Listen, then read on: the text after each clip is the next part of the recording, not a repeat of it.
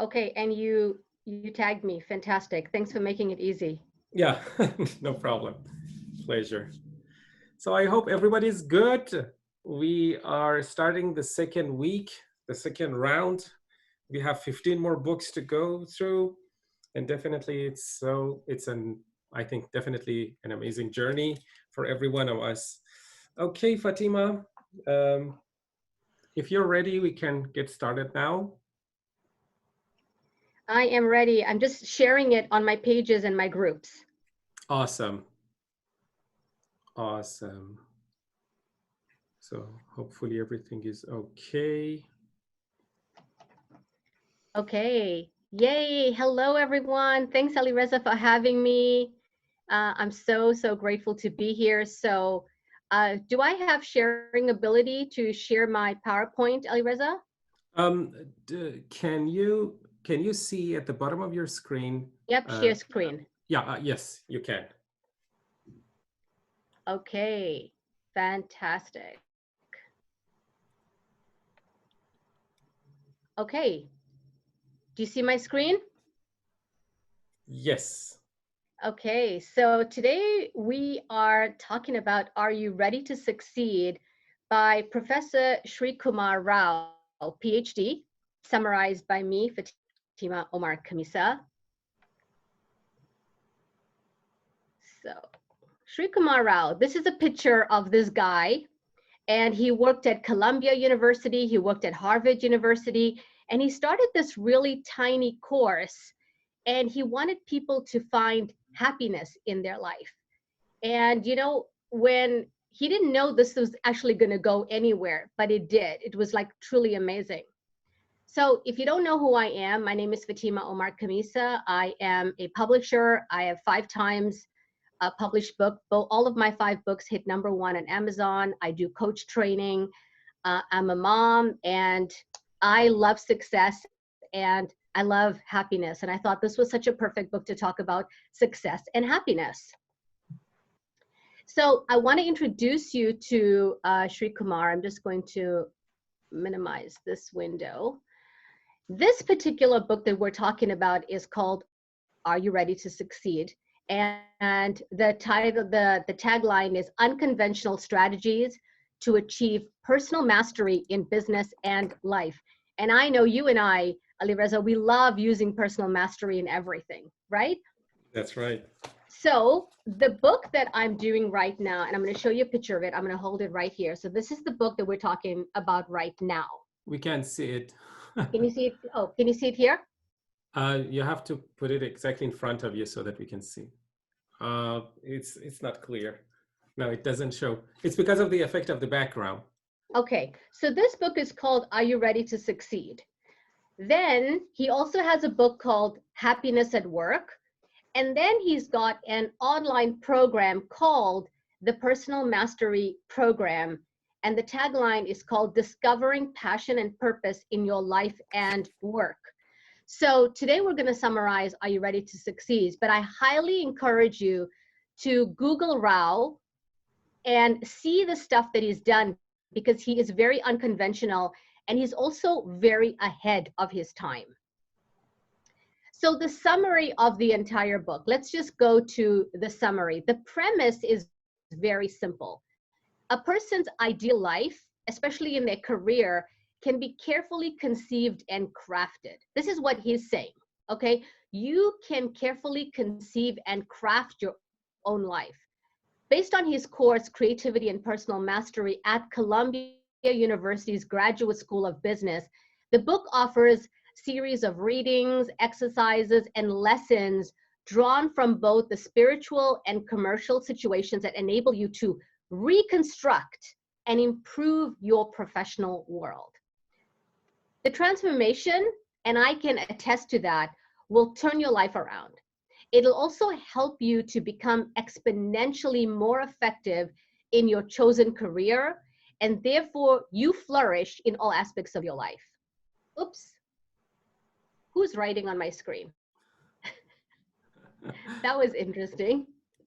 Whether you're questioning the value of money or core beliefs, his book is a powerful tool to discover the purpose that you suffuse into your life to bring the stars in your eyes. Now, Srikumar Rao will be the first person who will tell you that the stuff that he talks about, the stuff that he writes about, the stuff that he teaches will 100% work, and he will guarantee it. He also has no ego attached to it, because what he says is this. He goes, none of the ideas that I have in my books and my courses are mine. I took them from the sages. I took them from the Western philosophies. I took them from Eastern philosophies, and I put them in a communication and a conversation methodology for the post-industrial life.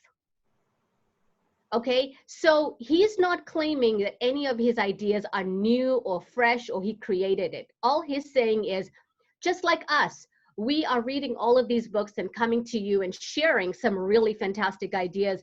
They're not ours, but every single person that has walked in the steps, we're stepping into their footprints on the shoulders of the giants that have come before us.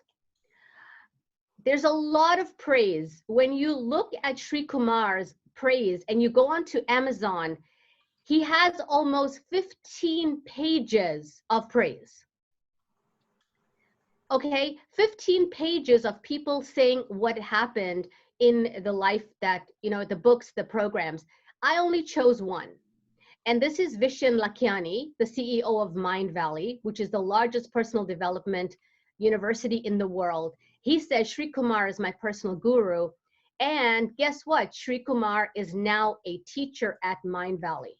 So you can find all his courses on Mind Valley. You can find his teachings. You can Google him. You can go on YouTube. So let's get into it. Alireza, do you have any questions so far before we get into the what?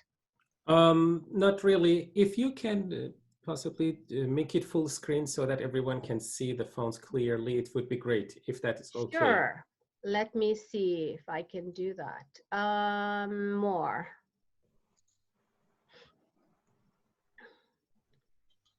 Let me see. If you look at the bottom of the page and the right bottom, close to the minus sign, there is a sign. If you click on it, it goes full screen. Yeah, that's the one. Thank you. Yes, Better? perfect, perfect, yes. Awesome, okay. So how do I go forward with this? Just press the space bar? Yes, or enter. Okay. Or enter. Right key, yeah. Wonderful, thank you. So how can you create your ideal life? So he's asking you, look, I'm going to show you how you can create your ideal life.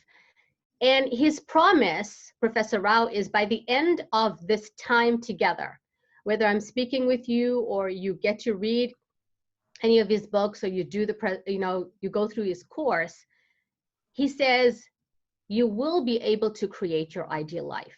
And now he's asking the question, what do I mean by your ideal life? And I would really love to have some interaction from the audience. Like if you're on this, you're listening to this broadcast right now, whether you're on Facebook or you're here on the Zoom call, what do you mean by your ideal life? What does your ideal life look like? Put it in the chat, because I want to know what your ideal life is, because if you start getting interactive, it's actually going to benefit you a whole lot better, because everything he does, Srikumar Rao, is interactive.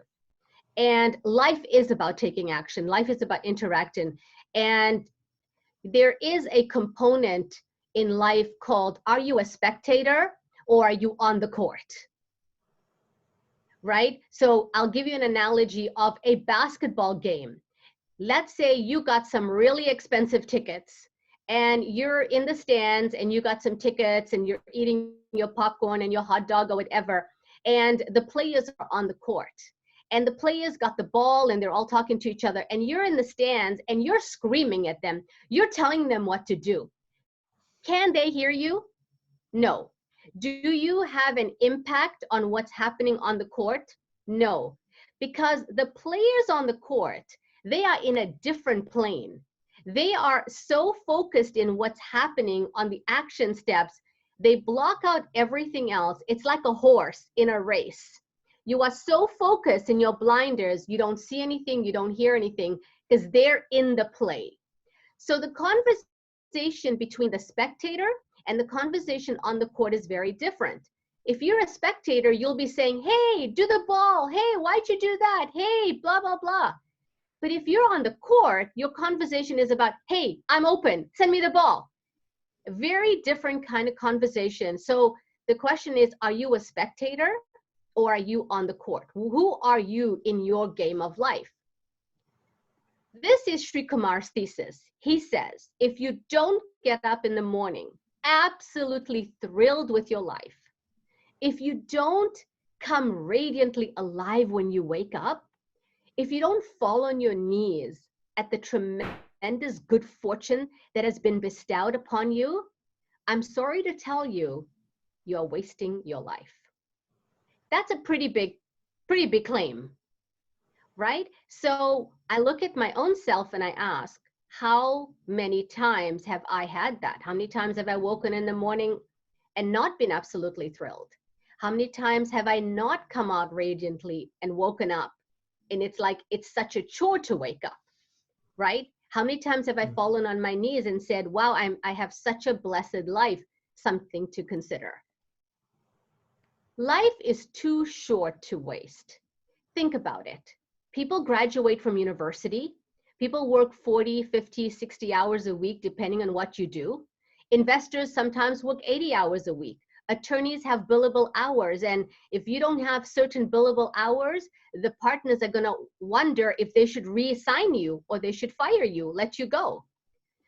And the fact is, we are working hard. People are working hard in their relationships. People are working hard in their jobs. People are working hard in their businesses. It's not a question of whether you're working hard or not. We know you're working hard. But if you're putting in these kind of hours and you're not passionate, you're pretty much living in a hell. You're waking up every day like walking through mud. You're waking up every day dragging yourself, sitting on the subway, stuck in traffic, complaining, and every day is another day, is another week. He says that the point of life in all the people that he has spoken to, and people that he has worked with, and people that have been in his courses, and people that he has met in university, that what people are really looking for is happiness. I don't know, would you agree with that? Who agrees on that that's listening to this right now, that you are looking for happiness in every area of your life? You're looking for happiness in what your body looks like. You're looking for happiness in your job. You're looking for happiness in your relationships. Like he says, that is the fundamental nature of human beings, is we are looking for happiness. So the question I ask you right now is, what do you need to get to be happy? And I'm going to pause here for a minute because I actually want you to consider, what do you need to get to be happy? Okay, so some examples would be, I need to get a trophy wife, then I'll be happy. I need to make $1 million, then I'll be happy. I finally am going to get the cottage and the yacht, then I'll be happy. I'm finally going to get my parents to come from our home country and live here in my country, and then I'll be happy. Oh, no. When I become a father, I'll be happy. And then when you become a father, you say, when those kids leave college, I'll be happy. What is it you need to get in order to be happy? And so here's the turnaround. Everything you get can be lost. You can make $1 million, then can you lose it? You can get the trophy wife, and then after a few years, or the trophy husband, and then after a few years, you're wondering, I'll only be happy if I divorce them, right? Or you start hiding things because you're not sure about how the divorce is going to go. And you have spent your entire life learning to be unhappy because of this mental model. The mental model of, if I get this, then I will have this, is a recipe for unhappiness, a recipe of failure, because You're always wondering what's happening. You're never going to stand here and say, oh, I'm happy. No, because it's like, when I get my degree, I'll be happy. Oh, now I have my degree, but when I get a job, I'll be happy. But my mom said I have to get married and settle down because if I don't get a degree, nobody will marry me. So now I have it. And so the continuous cycle of hamster is the one that creates your life of unhappiness. The promise of this book is, if you do what I say, that is Professor Rao, you'll get the life you love. Now, here's the bad news. The bad news is you may not get it by tomorrow, because so many of us live in this aspirin Advil world. Take 2 aspirins, call me in the morning, you're all going to be great. But that's actually not reality. The good news is that it doesn't even matter, because once you get started, the journey itself is going to be very pleasant. It's like you and I booked a world trip and we're going to end up in Japan and we're going to take a world cruise. And so you will never want to go back to where you were if you enjoy the cruise, you enjoy the journey, you enjoy the sights. We're going to stop in different places. Some places you might eat so much mango that you'll be in the toilet for a day. That's okay, right? You might say, oh my God, I learned something. I shouldn't eat that much mango in one day. Maybe we should just, cut back a little bit.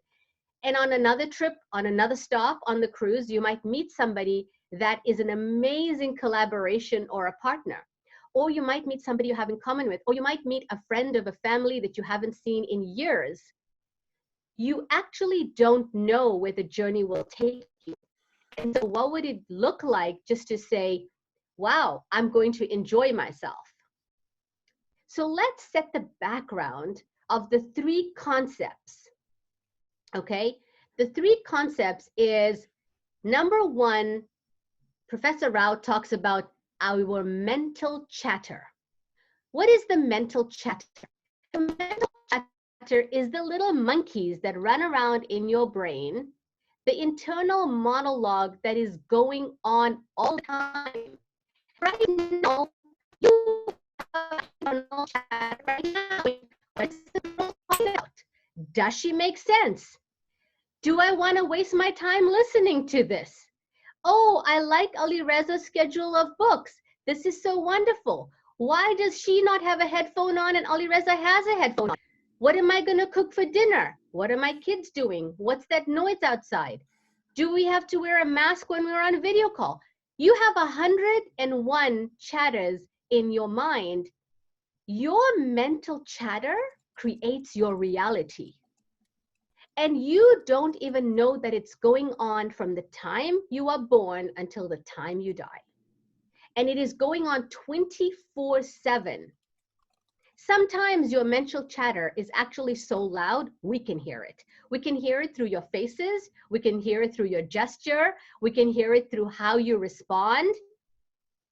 The second thing, the second concept we're going to set in the background is the mental model. We all have a mental model, and this is the notion that you and I both have on how the world works. We put this in quotes because you think it's reality. You think you actually live in this world, but the truth is you don't actually live in this world. You live in your mind. I see this in, Alireza, I'm sure all of your clients have experienced this and you know about this. Absolutely. This is very true. Right? Yeah, yeah. And so you actually think that your thoughts are the same as other people's thoughts. You actually think that other people think the way you do. And you are actually quite surprised when other people don't. Or arguments happen because you're like, what? That's a no-brainer. What do you mean you have a different opinion? And you probably have hundreds of mental models in your mind. So let me give you some examples of a mental model.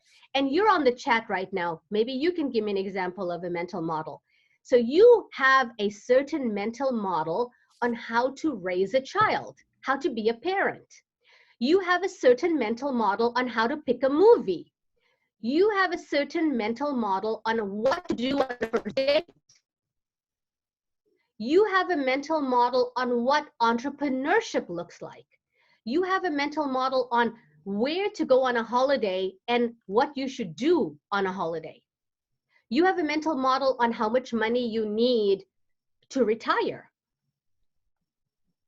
And so many people get into relationships and marry people who have mental models that are completely opposite. And then they wonder, what?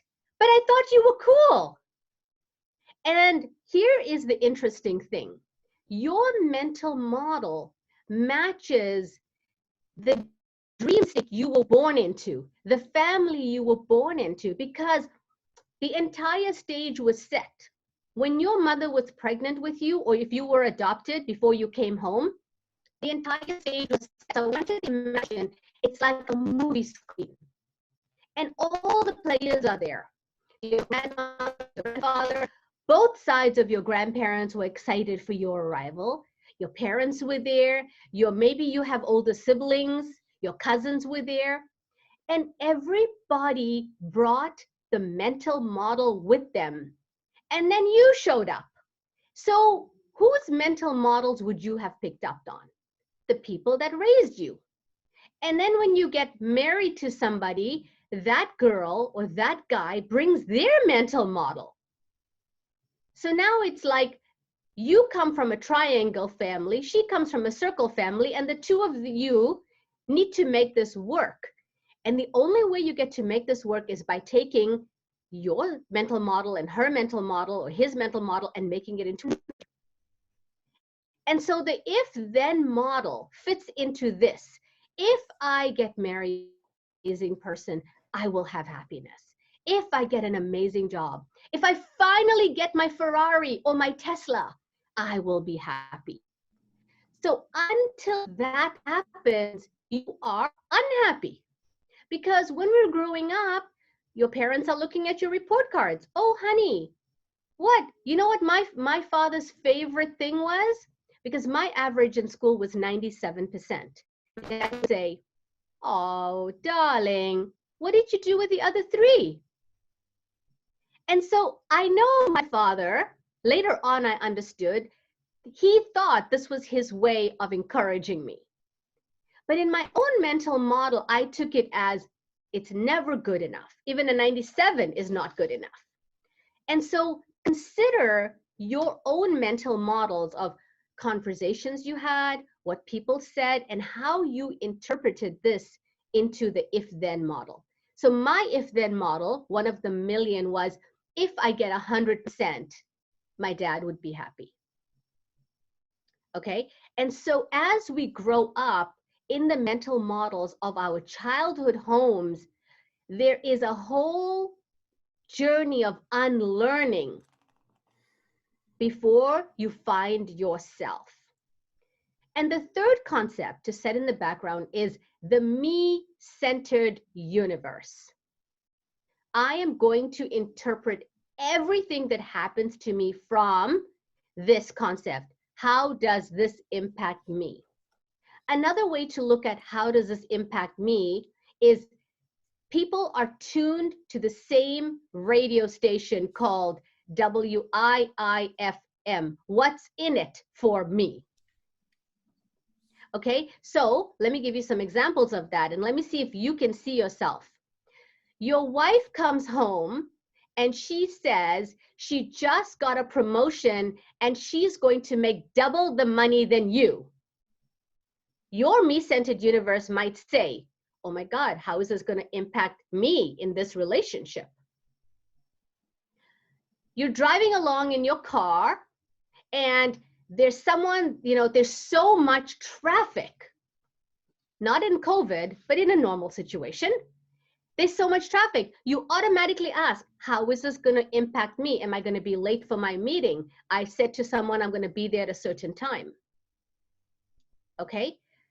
Another example, your daughter, your 18-year-old daughter comes home and has 9 new piercings in her tongue, in her hair, in her eyebrow, and all the places that we don't want to talk about. Right away, you think, how is this going to impact me? What are my parents going to say? What are my sister going to say? Are they going to question my parenting? So these are the three concepts to look at. The mental chatter that we have in our brain all the time, the mental model, we think that's how the world works, and me-centered fears. And if you have any questions right here, put them in the chat. Now, if you have thoughts of frustration, Professor Rao says, two things might be true. So we're going to give an example in a job. I'm so amazing. I got an amazing degree. I am not appreciated. I'm not recognized. I don't get paid enough. All things in my life is so sad for me. Okay. Every time you are unhappy with what you're doing, or you could talk about your relationship. My in-laws don't appreciate me. My husband doesn't appreciate me. My mom made it. You know, you are in a me-centered universe. Every time you get into this unhappy feeling, you are in a me-centered universe. You're thinking about what's not working. And you are focusing squarely on the 4 or 5 things that are absolutely not right in your life and work. But what are you doing? You're completely ignoring the 40 or 50 or 60 things that are right with your job, that are right with your relationship, that are right with your body, that are right with your life. And you are solely concentrating on what's not working. For my own personal self, I notice that if I'm tired or I haven't slept enough, I go into the me-centered universe.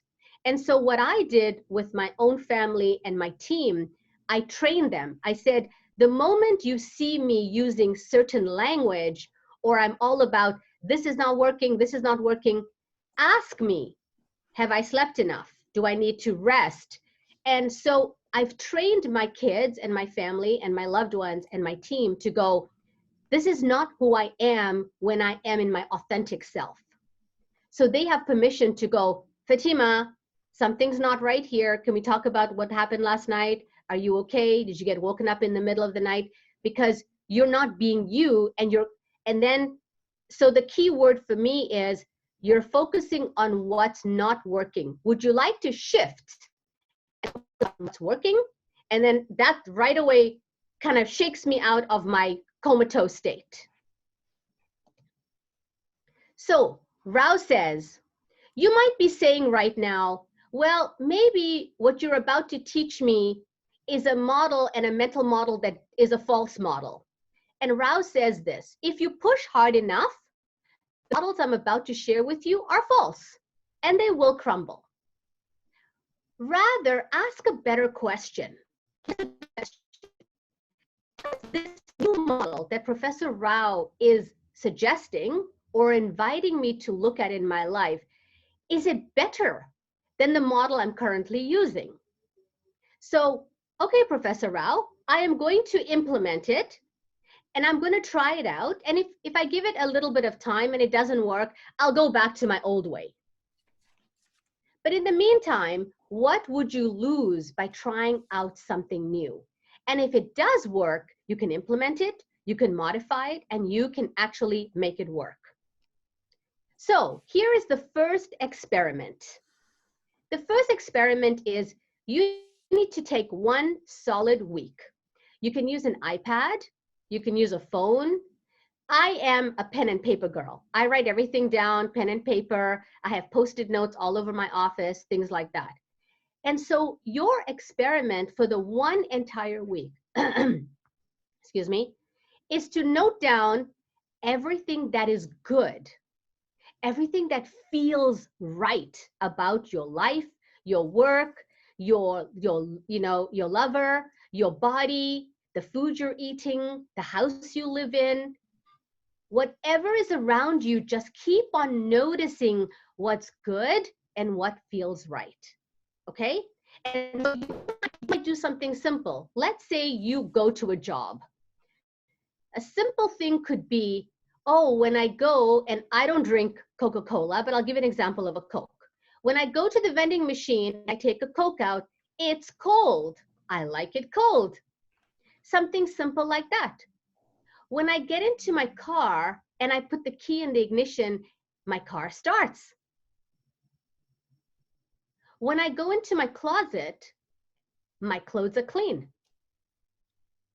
When I get to work, the security guard smiled at me and said, "Good morning, ma'am." When I went through the drive-thru and I picked up my coffee, the first sip was amazing. Start looking at the simple things and take a note of everything that's good and everything that feels right. And if you do this right, you will come up with 50 or 60 things that are actually right in your life. And what do you think is going to start happening when you find 50 or 60 things that are actually right? You start feeling genuinely grateful for them. And now here is the second experiment. Okay, after you've decided I've done the 1 week, and maybe this professor is onto something, even though he's worked 20 years on this thing, I'm still curious to know if it's going to work, right? Just release all your expectations and do the 1 week project. Now, if you're courageous and you want to really, really transform your life, here is what we call the 1 month project. Now, personally, I have done this. I've done all of this because I'm the kind of person, if I take on a mentor or a coach, I go in blindly. My rule is, don't ask me to do anything illegal. That's my rule. But if I hire you or I go into a program, I'm going to go in blindly, because if I knew this thing was already working in my life, I would have done it already. So here is the 1 month project. It's actually a series of projects. So what you want to do is, each of these projects is to create in one significant area of your life. So let's take, for example, excuse me. Let's take, for example, you are working on creating a healthy body. So the one significant area of your life for the 1 month is only one thing. So maybe you have chosen 0 sugar for 1 month. That's it. He doesn't want you to do everything about eating healthy, just one thing. So if you can eliminate sugar, you choose. And so something that'll increase some part of you that is important. If you're working on a relationship, maybe for the 1 month, you choose to spend 10 uninterrupted minutes with your spouse every night. And if you can't do 10 minutes, maybe you start with 5 uninterrupted minutes. But here's the catch. You want to make sure it involves significant learning. Why? Why do you want it to involve significant learning? Because then you get out of your comfort zone. You get out of your mental model. You get out of your brain. So for example, one couple, instead of spending just 10 minutes staring into each other's eyes, they decided that they were going to learn Italian together. So they got a common goal, and they said, even if we spend 5 minutes a night together, we will learn this new language together, uninterrupted, no phones, no TV, no kids. And even if they lock themselves up in a bathroom, they would spend 10 minutes quality time together learning that new language. It got them out of the comfort zone. You get out of your brain, and every single day you take action in that project. At the end of the month, you will take stock. Either you reached your goal or not. Let's say you didn't reach your goal. You are allowed to give yourself extra time. If you accomplished your project, you can go on to the next project. But here's what you cannot do. You cannot make an excuse because you just sat on your butt and did nothing. Okay, if you took no action, you got to start back from scratch. You got to start back from zero and start the 1 month project again. And that month that you did, it counts for nothing. You just lost your month, okay? So how does it work?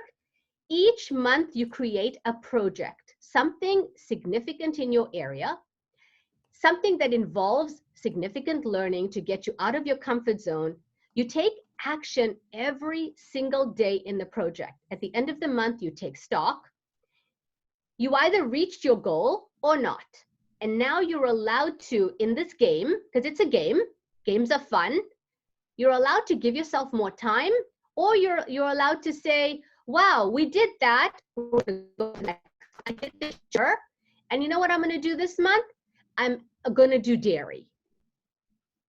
Or I'm going to add a green vegetable every day.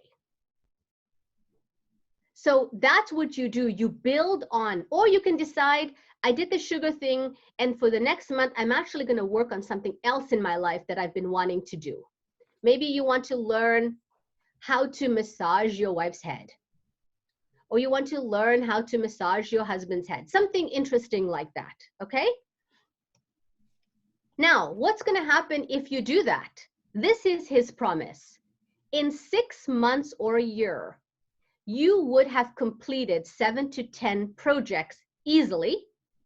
And Rao guarantees you that your life, your work would have transformed beyond belief. And you will feel a whole lot better about it. Now, some people ask the question, well, what happens if I actually don't like my job and you want me to do all of these things?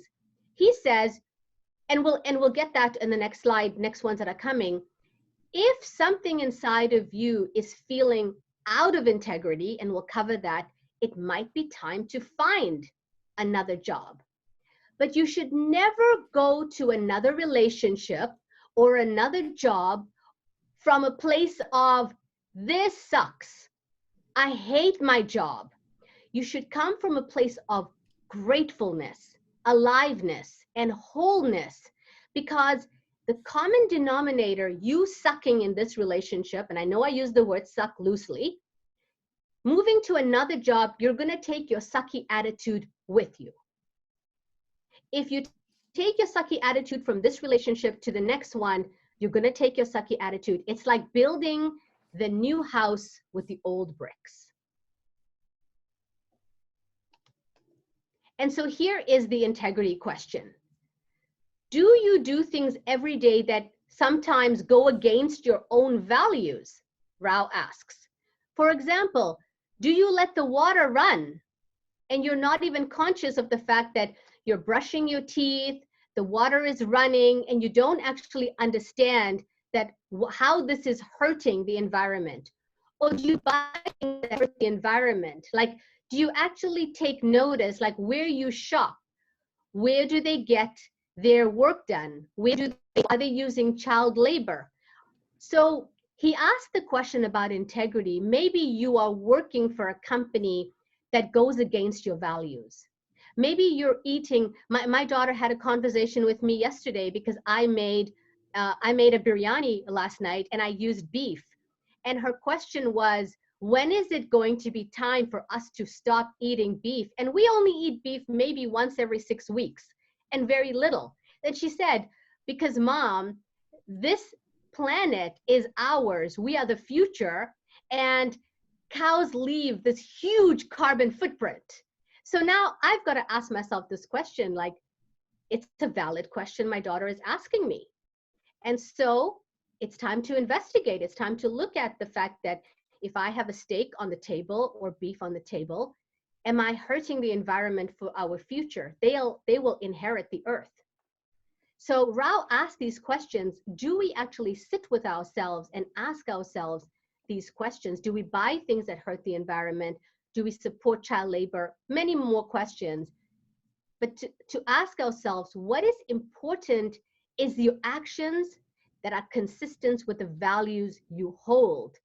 Now, what happens if you don't actually know what your values are?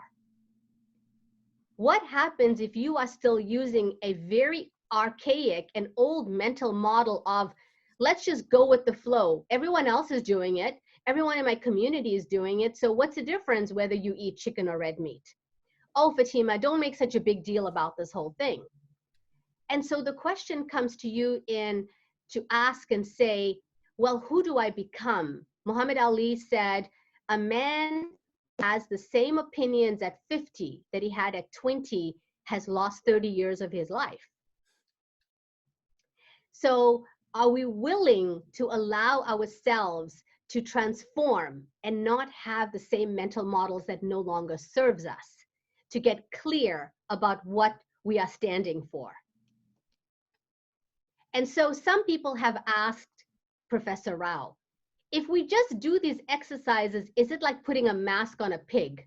That means that I don't actually like my job, I don't actually like my husband, but you want me to do all these exercises, okay? And you want me to be grateful. And so he asked the question, how do you, or how do I really get passionate? And he says, you, and this is a very bold statement, he says, you have spent your entire life denying your passions. When you find something that thrills you and you see something, someone doing something, someone playing an instrument, or doing skydiving or something amazing, you like it for a little bit, and then your logical brain sets in, your whole mental kicks in, and then you go, no, I gotta be logical. And every time you do that, you kill a small piece of your passion.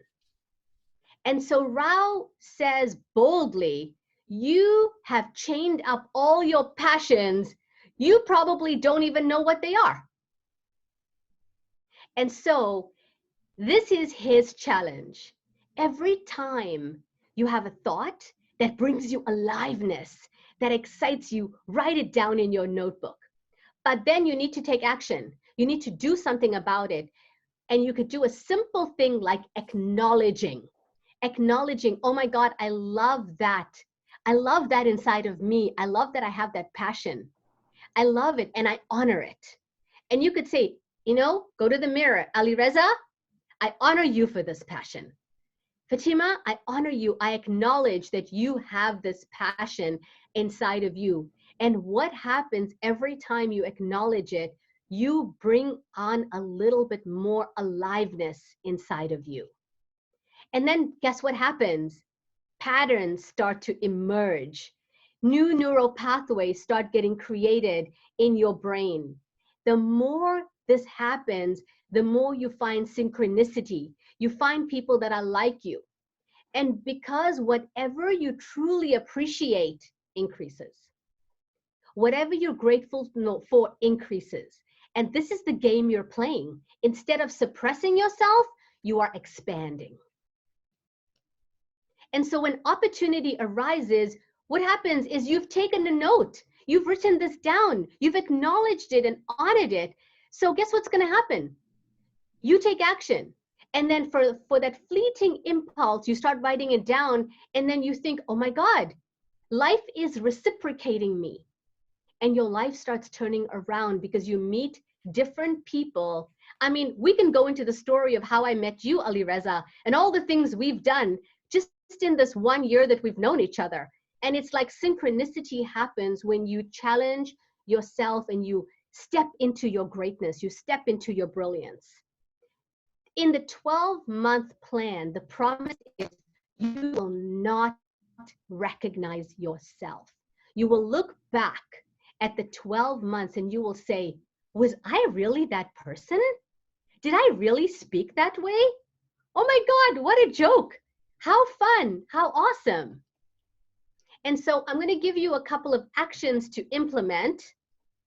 I know some people had sent me some DM messages to say, can I talk to you? Here's my information. You can just go to speakwithfatima.com and talk to me. I've just opened 5 spots and I'm going to talk to you about implementing some action steps. Here is your assignment. You want to grab some Post-it notes and write each of these on a separate sheet, then stick them where you will be reminded every single day.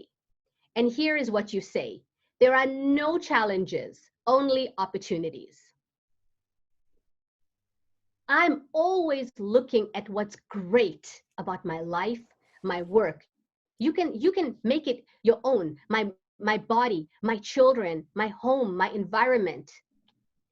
The next one you can write is, this happened. I don't know if it's good or bad, but I do recognize I label things that may not be true. When you say that, when you say, I recognize I label things that may not be true, you start dismantling your old mental models to open a way, to open a gate for the new to arrive. The next one, I love these 1-month projects. This makes me feel so accomplished. And the last one that I wrote down was, I am grateful for my passions. I acknowledge my passions. I am unleashed. And so that concludes our summary of, are you ready to succeed? Unconventional strategies for achieving personal mastery in business and life by Srikumar S. Rao, PhD. Awesome. In one word, awesome. I really loved it. Thank you so much. There were lots of learning. The good news is this video is recorded and it's going to be uploaded in YouTube. I will share that with Fatima as well. And I will share the link with you. So do expect to receive some links in next couple of days. And then you have to, I think I have to go through it again and again a couple of times so that I learn lots of things. There are some comments that are some points that people have been sharing with us. Okay. When you asked about the things people I'm going to want, stop. I'm going to stop the share. Yeah, sure. Well, one answer was live with full happiness and wealth. That was one of the answers. And the other one was the ideal life is to be financially free and to be fully self-expressed in every area of your life. That's another. I would actually like to challenge that. Mm-hmm.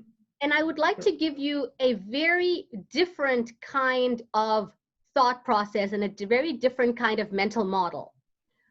What would it look like for you to be happy right now?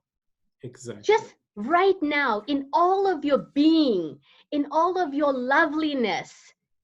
Whether you have $1 more or $1 less, whether you get the handsome guy or the beautiful woman, whether you get the trophy, whether you finish your project, whether you lose 10 pounds, whether you get your cottage, what if it doesn't matter? And what if right now you are whole, you are beautiful, you are complete, and you need nothing to add or subtract to be completely happy right now? What if? That's very true. It is said that happiness is not a destination, it's the path, it's the journey. And this is true. Once people find it, they will not put happiness under in any formula. They will not say, if this happens, then I'm happy, because they will recognize that they are happy already, exactly. No matter what. Yeah, and it's okay to set goals. It's okay to set milestones. I'm a huge, ambitious, wildly passionate, but it doesn't mean I'll be happy when that happens. I'm happy right now. Exactly. Great though. I love that. Right. One question was asked by Jasmine. Well, as all said, Lady Fatima, I love how you explain things, and I should admit, so I just read this for you.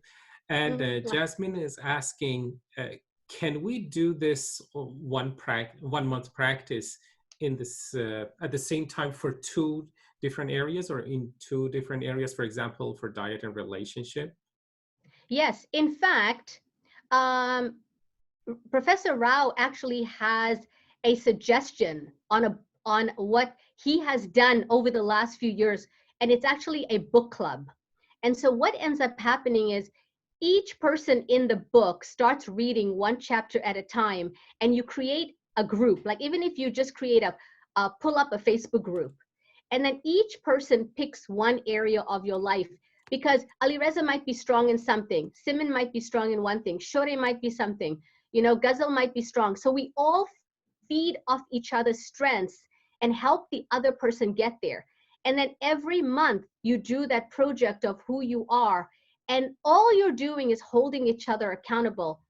So everyone in Columbia University and Harvard did that as an experiment to say, would our lives actually be transformed? And they would it happen? And they were skeptical. And he said, it's good to be skeptical. Go in with the skeptic mind, but do the work exactly as designed, and then come back and tell me it didn't work.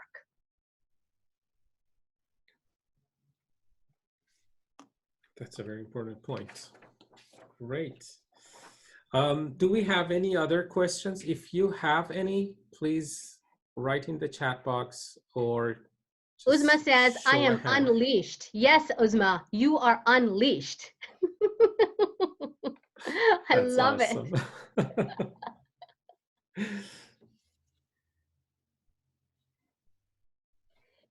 I want to go back to Jasmine's questions about diet and relationship. Mm-hmm. It actually, if you really look at it, there's a saying that one bird in your hand is better than two birds in a bush. Do you understand this quote? It's an English quote from England, a British quote. And what it says is, if you have a bird in your hand, this is your bird. You can have it for dinner. You can take it home as your pet.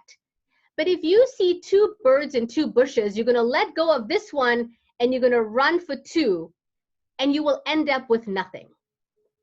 So it's like a diamond cutter. When you want to cut a diamond, you want to be so laser focused. Napoleon Hill talks about this. Wallace Wattles talks about this in The Science of Getting Rich. Napoleon Hill in Think and Grow Rich. Every single book that they talk about, they say, choose one thing. Choose one thing and then be successful in that, because that will raise your confidence. When you raise your confidence, you actually start, it's a domino effect that other areas of your life works. But if you're like, I got to work on this, I got to work on this, I got to work on this, something is going to fall. So if you do the 1 month project, the first month, just do one thing. Then the second month, do one thing.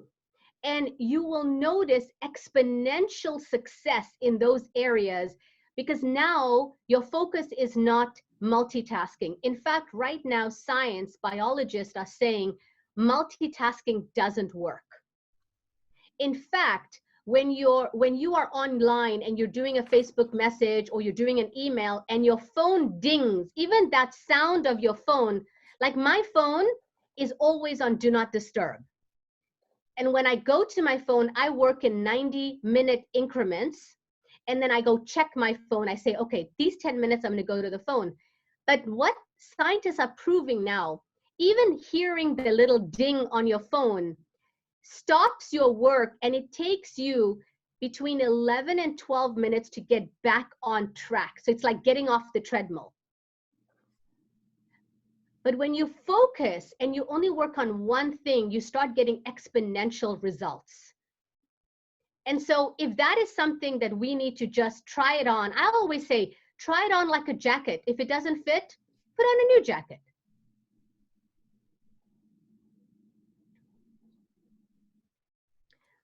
Shore says, we do not pick up 2 watermelons with one hand. That's a good one, Shore.